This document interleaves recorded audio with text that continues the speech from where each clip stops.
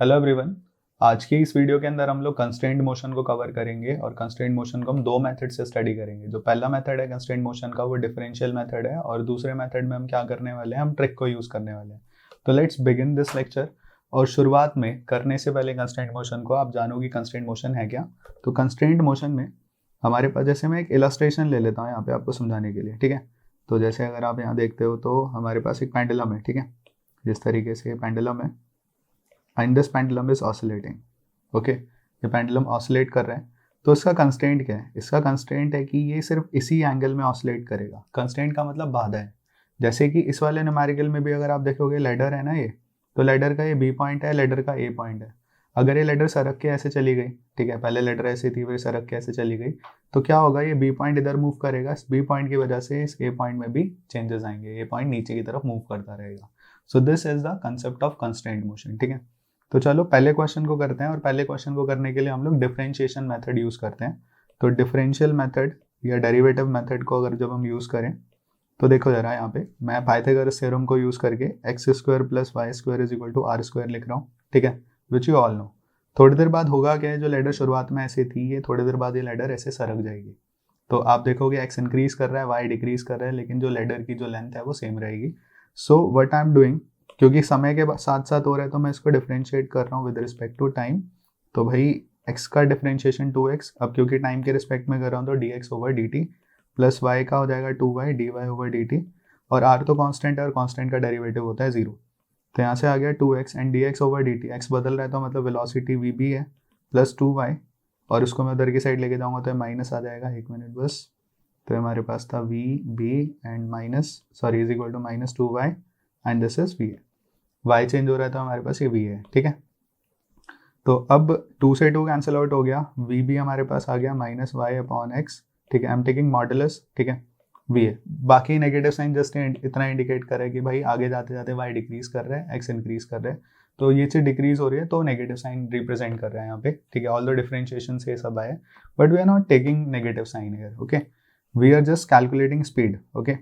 तो V B कितना आ जाएगा, तो वी बी हमारे पास आ जाएगा minus Y, okay, I am not taking negative, so it is equal to Y upon X. So Y यहाँ पे होगा हमारे पास 3 और x होगा 4 टाइम्स वी ए, और वी ए कितना है हमारे पास, वी ए है 10। तो यहाँ पर हमारे पास वी बी आ गया 30/4 which is 7.5 metre per second. अब ये 3 और 4 कैसे लिया तो मैं इसके बारे में आपको बताता हूँ। तो उस वाले न्यूमेरिकल में इस केस के अंदर हमारे पास ये 37 डिग्री एंगल था, ये 53 डिग्री एंगल था। You can see here this is 37 and this is 53, है ना। तो यहाँ पे 37 के सामने वाला जो 37 स्मॉल एंगल है ना, तो उसके सामने स्मॉल साइड हो गई, 53 लार्ज एंगल है तो उसके सामने ये साइड ज़्यादा हो गई। तो इधर 3, इधर 4 और इधर 5 आ गया। तो अगर मैं यहाँ से tan 37 निकालता हूँ तो यह आ जाएगा 3/4, so which is y upon x। So you can see y is 3 and x is 4। तो इस तरीके से आया हमारे पास, ओके। तो this is called Pythagorean triplet. और जो ट्रिपल्स हैं, जो ट्रिपलेट्स हैं, हमेशा याद रखना, जब 37 और 53 डिग्री एंगल बनेगा तो उसकी डायमेंशन एग्जैक्टली ऐसी ही बनेगी। अगर आप खुद से ड्रॉ करना चाहो you can draw it, okay.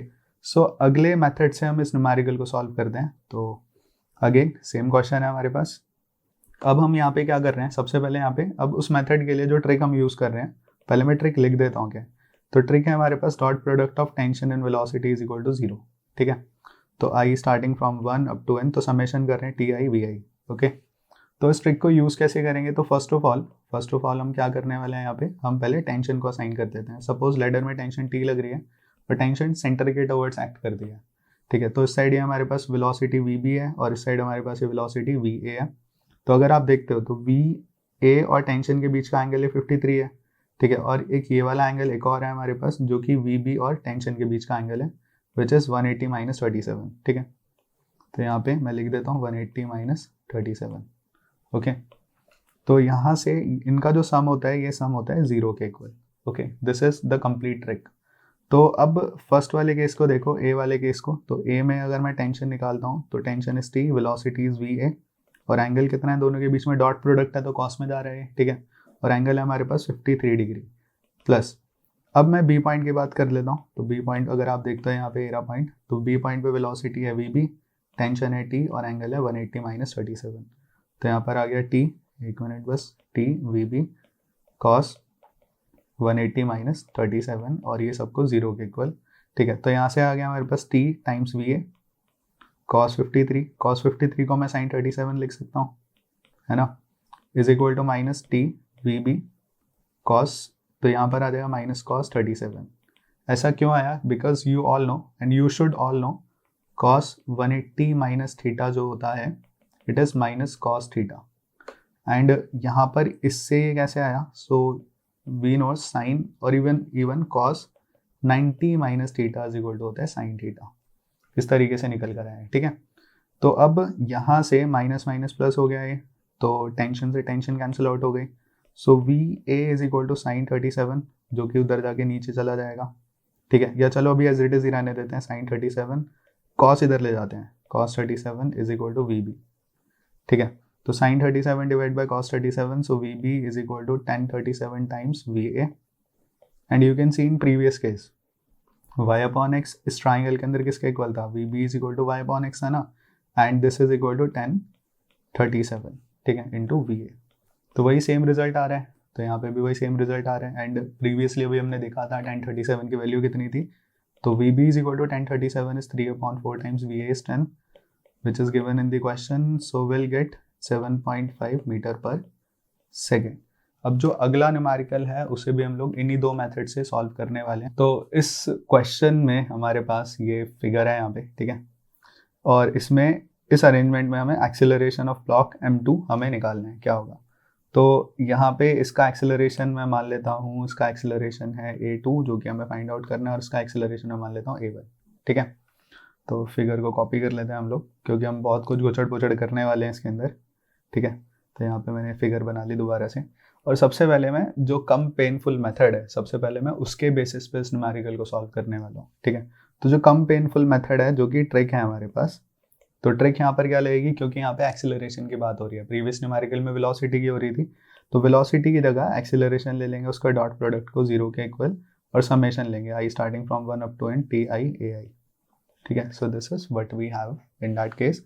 सो यहाँ पे मैंने ले लिया था एक्सेलरेशन a1 और यहाँ पे लिया था मैंने एक्सेलरेशन a2। ठीक है, अब एक चीज़ समझिएगा, यहाँ से ये पूरी की पूरी एक सिंगल वायर है ऐसे, है ना, तो यहाँ पे मैं मान लेता हूँ इधर टेंशन T है।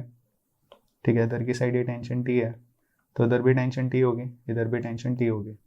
अब ये जो दोनों टेंशन है ना, ये नीचे जाके हो जाएंगे 2T। ठीक है, दो वायर हैं यहाँ पे, जस्ट इस तरीके से समझिए आप इसको कि ये दो वायर जो है ना हमारे पास, ये वाली दो वायर, ये दो वायर मिलके एक वायर बना रही है यहाँ पे। ठीक है, तो यहाँ पे जस्ट समझने के लिए बता रहा हूँ मैं बात आपको। तो यहाँ पे टेंशन अगर T है, यहाँ पे टेंशन T है, तो नीचे की साइड टेंशन कितनी हो जाएगी? यहाँ पे टेंशन हो जाएगी 2T। ठीक है, तो अब वही जो ट्रिक हम लगा रहे हैं, तो टेंशन, ठीक है, tension dot product of acceleration, so एक मिनट बस, तो टेंशन इंटू एक्सेलरेशन a1, दोनों सेम डायरेक्शन में है यहाँ पे, तो एंगल 0 डिग्री आ गया, plus tension and this is acceleration. So यहाँ पर टेंशन आ गई 2T and acceleration is a2 और इनका सम 0। तो यहाँ पे a1 आ गया हमारे पास, कितना? a1 आ गया। अच्छा, यहाँ पे वैसे cos 180 लेना चाहिए था हमें यहाँ पे, और इस वाले केस में cos 0 लेते हैं, और cos 0 1 होता है और cos 180 -1 होता है। तो स्टेप बाय स्टेप कर रहे हैं, तो t times a1 is equal to minus 2T a2, क्योंकि cos 180 -1 होता है, इज इक्वल टू 0। ठीक है, तो a1 आ गया ट्वाइस ऑफ a2, या एक्सेलरेशन निकल कर आ गया। बट ऑप्शंस तो कुछ और ही है हमारे पास यहाँ पे। ठीक है, ऑप्शंस में तो हमें एक्सेलरेशन mg की टर्म्स में निकाल रखे हैं, मासेस की टर्म्स में निकाल रखे हैं, तो इसके लिए हम LOM अप्लाई कर लेते हैं। तो LOM अप्लाई जब हम करेंगे यहाँ पे, तो नीचे की साइड इसका वेट है m2g। ठीक है, तो यहाँ पे इसका अगर मैं फ्री बॉडी डायग्राम देखूंगा, तो इसके फ्री बॉडी डायग्राम के अंदर देखो, टेंशन जो है वो किसके इक्वल आ गई? m1 a1 के इक्वल आ गई, बिकॉज जो एक्सटर्नल फोर्स है वो है m1 a1 और उसके फेवर में है टेंशन, अपोज कोई भी नहीं, यहाँ पे फ्रिक्शन हमने लिया ही नहीं है।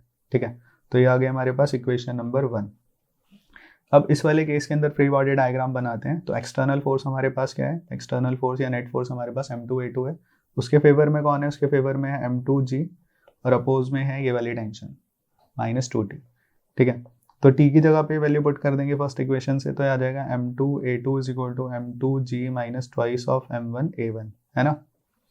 तो यहाँ पे a1 की जगह पर हम ये पुट कर सकते हैं, तो m2 a2 is equal to m2g minus twice times m1, और a1 की जगह पर ट्वाइस ऑफ a2।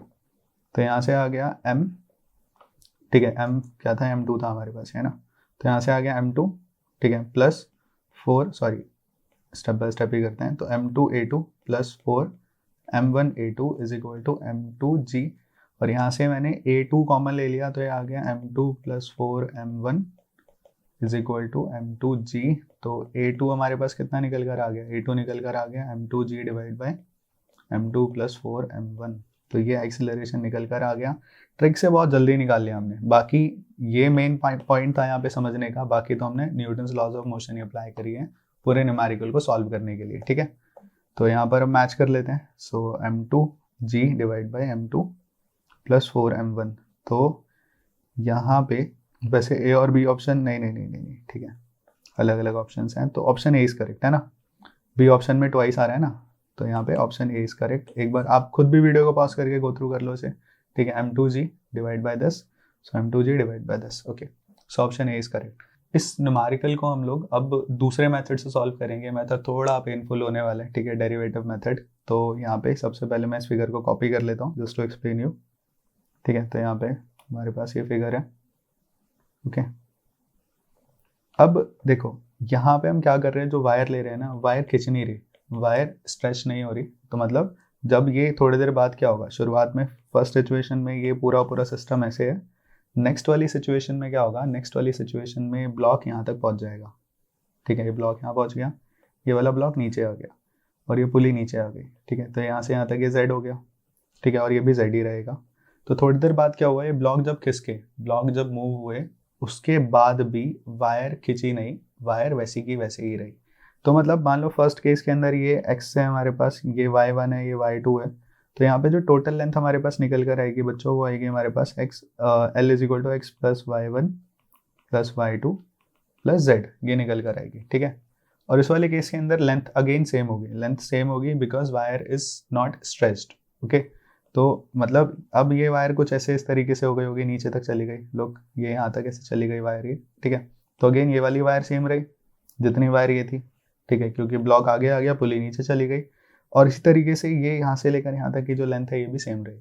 तो लेंथ में कोई भी बदलाव नहीं आया, बस थोड़ी बहुत सिचुएशन बदल गई। जैसे पहले यहाँ से लेकर यहाँ तक ये x था, ये यहाँ से लेकर यहाँ तक x था, अब की बार ये डिस्टेंस अलग हो गया, ये वाला डिस्टेंस इंक्रीज कर गया, और यहाँ से लेकर यहाँ तक का डिस्टेंस भी इंक्रीज कर गया, ठीक है। तो अब अगर आप देखते हैं यहाँ से लेकर यहाँ तक ये x डैश हो गया, ठीक है, यहाँ से लेकर यहाँ तक कितना इंक्रीज हो गया, y डैश, और सिमिलरली ये वाली लेंथ भी y डैश इंक्रीज हो गई, ठीक है। तो अब ये जो रिमेनिंग लेंथ है हमारे पास, ये यहाँ से लेकर यहाँ तक की लेंथ, ये लेंथ कितनी आ गई, तो ये लेंथ आ गई, टोटल लेंथ जो x थी उसमें से x डैश को सब्ट्रैक्ट कर दो, तो x माइनस एक्स डैश, ठीक है। फिर यहाँ से लेकर यहाँ तक की जो लेंथ है कितनी हो गई, ये वाली लेंथ यहाँ से लेकर यहाँ तक है, तो ये वाली लेंथ हो गई हमारे पास, I will rewrite this again. तो L is equal to x minus x dash, ठीक है, फिर plus y plus y dash, y1 plus y dash, okay. Because यहाँ से लेकर यहाँ तक की जो लेंथ थी ये y1 थी, यू कैन सी हियर, यहाँ से लेकर यहाँ तक की लेंथ y1 थी, और इसमें इतनी लेंथ और इंक्रीज हो गई। सिमिलरली ये लेंथ y2 है, तो यहाँ से लेकर यहाँ तक की लेंथ y2 है, और इसमें ये वाली लेंथ इंक्रीज हो गई, तो यहाँ पर आ गया y2 plus y dash, dash ऊपर लगा देते हैं, ठीक है।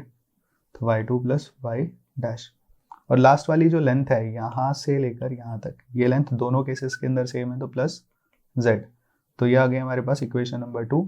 तो फ्रॉम फर्स्ट एंड सेकेंड मैं जूम आउट कर देता हूँ, से now you can C. So from first and second दोनों की जो लेफ्ट हैंड साइड है वो सेम है, तो यहाँ पर आ गया x plus y1 plus y2 plus z is equal to x minus x dash plus y1 plus y2 plus 2y dash plus z। इन दोनों को ऐड कर दिया मैंने, तो ये कैंसिल आउट, ये और ये, ठीक है, y2 लिखा हुआ है, ये और ये कैंसिल आउट, और ये भी कैंसिल आउट। तो यहाँ से आ गया 0 is equal to minus x dash plus 2y dash. तो यहाँ से x डैश आ गया 2y डैश, और इसको एक बार डिफ्रेंशिएट कर देते हैं विद रिस्पेक्ट टू टाइम, और जैसे हम डिफ्रेंशिएट करेंगे तो ये आ जाएगा हमारे पास क्या, v x dash is equal to 2vy dash, है ना। जो पोजीशन का डिफ्रेंशिएशन होता है टाइम के रिस्पेक्ट में वेलोसिटी होता है, एक बार दोबारा डिफ्रेंशिएट कर देते हैं विद रिस्पेक्ट टू टाइम, तो यहाँ पर आ जाएगा हमारे पास ax dash is twice of ay dash. तो ax और ay है क्या, सो यहाँ पे एक बार फिर से मैं फिगर को कॉपी कर रहा हूँ। तो आप देखिए ये x ये वाला था ना डिस्टेंस, ये तो यहाँ पे हमारे पास था a1 और ये y था यहाँ पे, जो भी y चेंज हो रहा था मतलब वर्टिकल में, तो ये था a2। तो उसकी जगह पर आ जाएगा ये ax के इक्वल है और ये जो टर्म है this term is equal to ay। तो इसकी जगह पर a1 की जगह पर ax आ गया, सॉरी ax की जगह पर a1 आ गया और ay की जगह पर आ गया a2।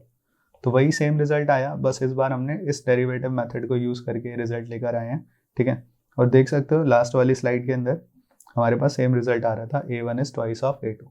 So trick is quite easier for JEE Mains, ठीक है। कुछ एडवांस के क्वेश्चंस आते हैं जहाँ पे हमें पूरे डिफरेंशियल मेथड से ही सॉल्व करना पड़ता है। बाकी इन 90% केसेस अगर आप मेंस की प्रिपरेशन कर रहे हो या नीट की कर रहे हो तो ट्रिक इज वेरी सफिशिएंट, ठीक है। Don't go for derivative method, ठीक है। और बाकी का जो पार्ट है हमने न्यूटन लॉज ऑफ मोशन लगा के सॉल्व करे, तो एक बार वीडियो को पॉज करके इसका स्क्रीनशॉट ले लेना, पैरेलली इस वाले का भी स्क्रीनशॉट आप ले लेना, ठीक है।